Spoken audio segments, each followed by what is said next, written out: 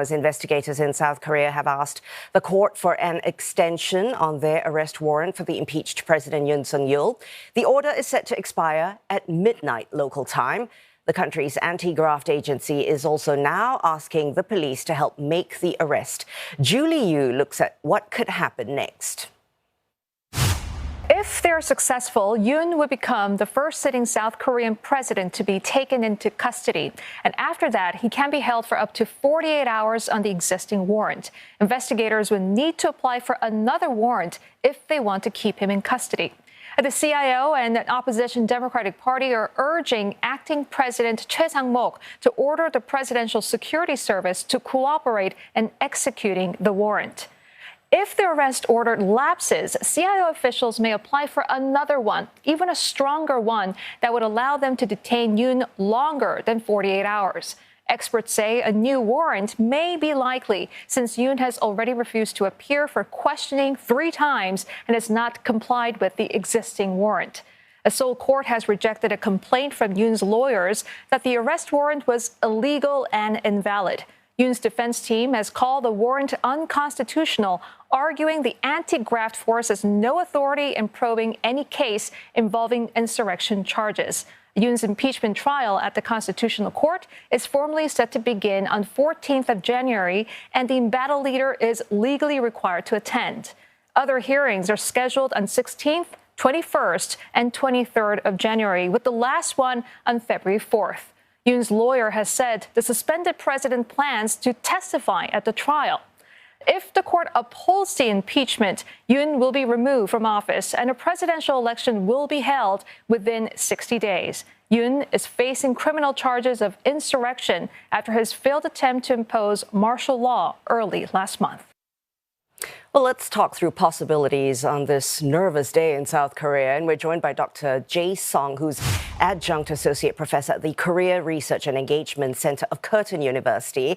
Dr. Song, time is indeed running out. Investigators now seeking an extension to their arrest warrant for the impeached president.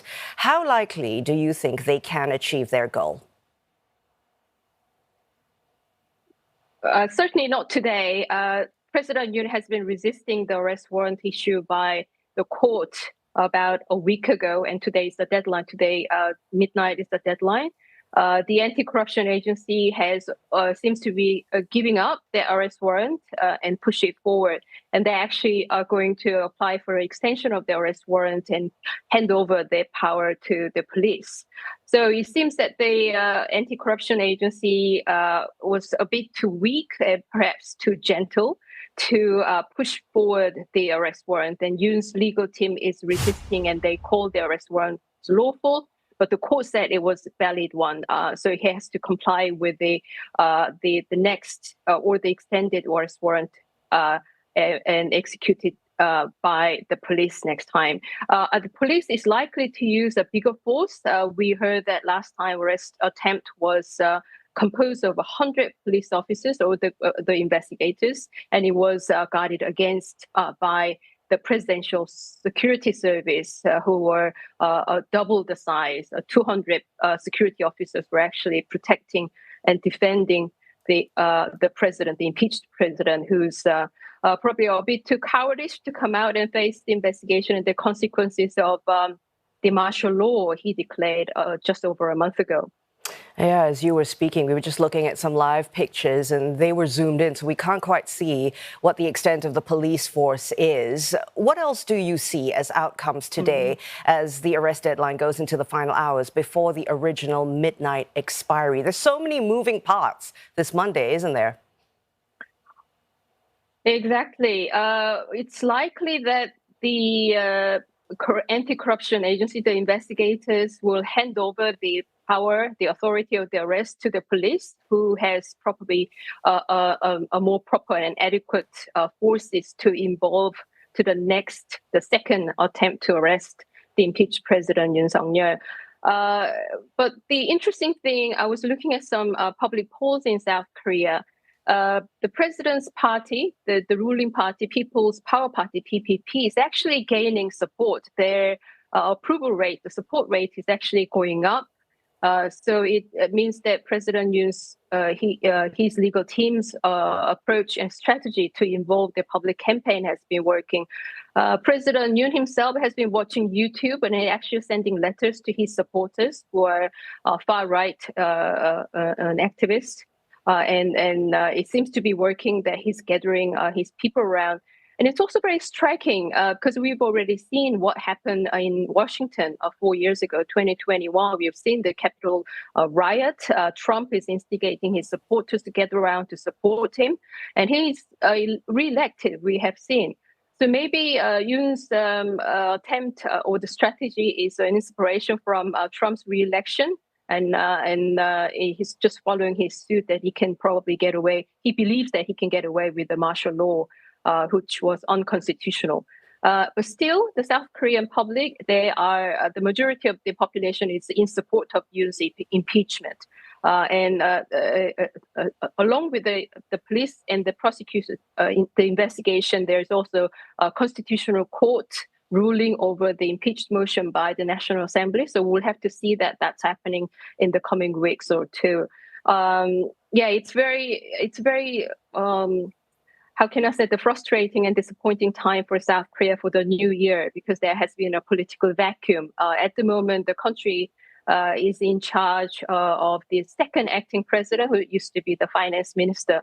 But he also seems to be lacking the political will to give support for the investigators to execute those arrest warrants. He's because he used to be hired and recruited by President Yoon, so he's sort of caught in the middle and doesn't really know what to do. So he's not really playing an active role in this. Dr. Song, you talk about a political vacuum, but still, the U.S. Secretary of State Antony Blinken chooses South Korea as his possible final stop as U.S. top diplomat. And he's pushing for policy stability and also to address South Korea's relationship with Japan. And in the last 2 hours, we saw some polite language exchanged between the two parties. Do you foresee concrete outcomes in the face of the country's crisis and the U.S. presidential transition? Probably not so much at this time. Trump will be the next president in a few weeks' time, and he's already expressed that he wants to withdraw some U.S. troops from South Korea.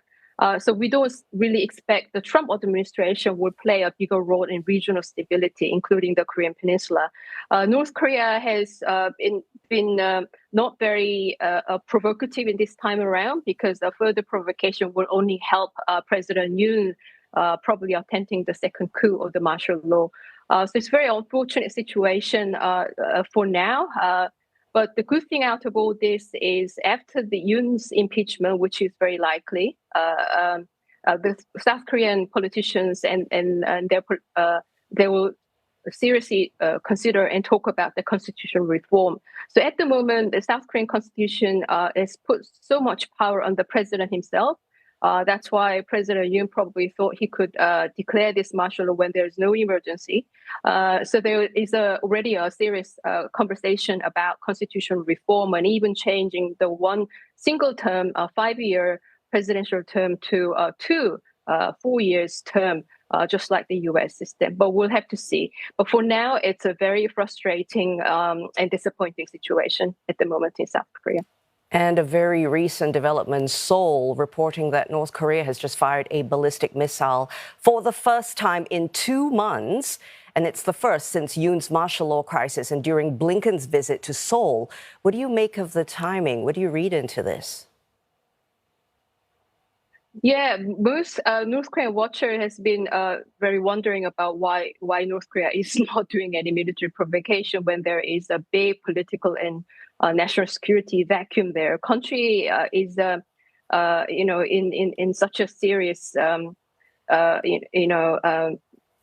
political and defense instability now. So from North Korea's perspective, this is a perfect time to take advantage of the situation, especially when the U.S. Secretary of State is there. So it's just to their, flagging that their military, the provocation and the danger is there. North Korea has not been seen in this South Korean domestic scene so far, but now they probably have a gap from fighting and aiding with Russia and fighting against Ukraine. Now they probably decide this is the right time to intervene and have their voice in this situation. Fabulous hearing your perspectives. Thank you, Dr. Jae Song, Adjunct Associate Professor at the Korea Research and Engagement Center of Curtin University.